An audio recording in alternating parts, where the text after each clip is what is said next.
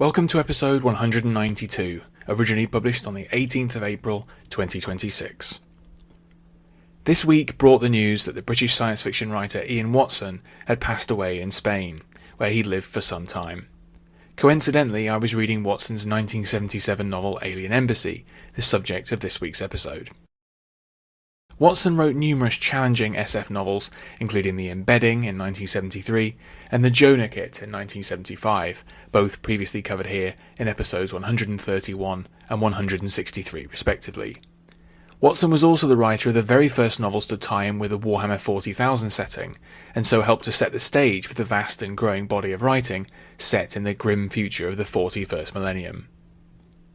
Alien Embassy is something very different, an idea-packed look at a post-disaster future in which humanity is reaching out to the stars, but with the mind, not with spacecraft. I'll certainly be reading more of Watson's work, and in the meantime I hope you find this look at one of his early novels to be interesting.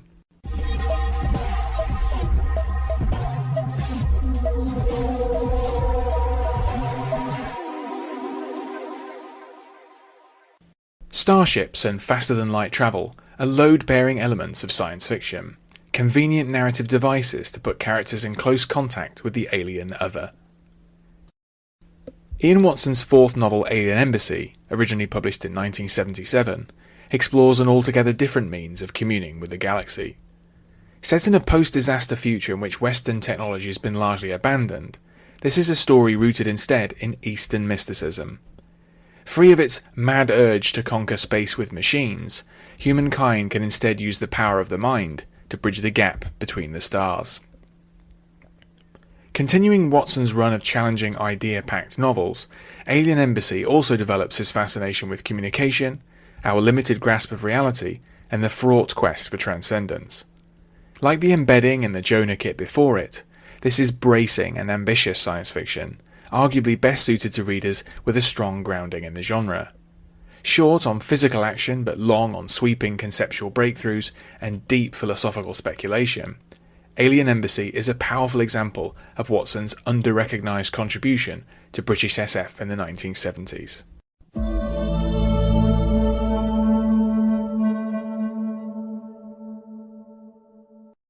The year is 2170, and the world has undergone vast change over the course of 2 centuries.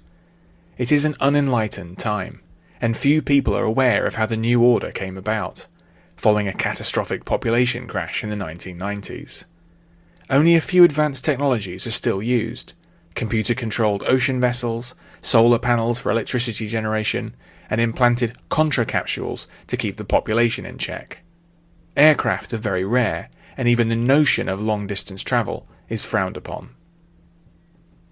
Leela McKindy is a young woman living on the coast of Tanzania. After undergoing rigorous testing, she's recruited to join BARDO, the Space Communications Administration operated by the world government. Her selection and training takes her first to semi-abandoned Miami, and then to Lhasa, high in the mountains of Tibet. Leela is to become a pilot, exploiting her natural talent to undergo a form of astral travel to worlds orbiting distant stars. Leela and her colleagues are inducted into the strange world of Bardo and into its rigid sexual, reproductive, and spiritual structures. They are to be the vanguard of humanity's newfound destiny in space. As Leela puts it, ecstasy, not hydrazine, would be our rocket fuel to the stars. In time, though, Leela and her fellow pilots begin to suspect that they're being misled by the state. Peeling away layer after layer of deception, Leela becomes increasingly troubled by what Bardo has in store. In at least one key way, Alien Embassy marks a break with Watson's earlier work. "My first 3 novels all had triple storylines," he recalled in 2008. "Then with Alien Embassy, I shifted to a first-person narrative in the mouth of a black African woman, which I suppose was innovative at the time and maybe still is." Leela is something of an everywoman, told she's special by a government agency she's increasingly suspicious of, but has little power to oppose. Like Brian Aldiss's novel Non-Stop, published in 1958, Alien Embassy is a formidable showcase of the conceptual breakthrough. As the story progresses, Leela experiences a chain of breakthroughs in her understanding of Bardo, their methods and goals, and even the nature of the universe. In Aldous' novel, passage from one conceptual frame to another is a question of position. This is also true in Watson's story, as Leela's arrival in new locations exposes her to further revelations. However, the breakthrough is also a function of power. In Alien Embassy, the higher Leela's status, the more complete and disturbing her view of reality becomes.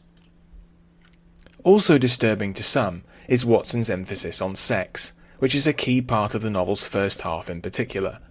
In order to achieve astral spaceflight, the projection of mind beyond Earth's embrace, Leela and her fellow recruits are paired with strangers for spiritually charged sexual unions. It's the fusion of male and female psychic energies, the pilots are told, which allows their thoughts and perceptions to travel over interstellar distances. As this is a science fiction novel, this is a less than strictly accurate explanation for what's going on. Alien Embassy is not just steeped in Eastern mysticism, but also in the opening up of discussions about sexuality in the decade of the joy of sex.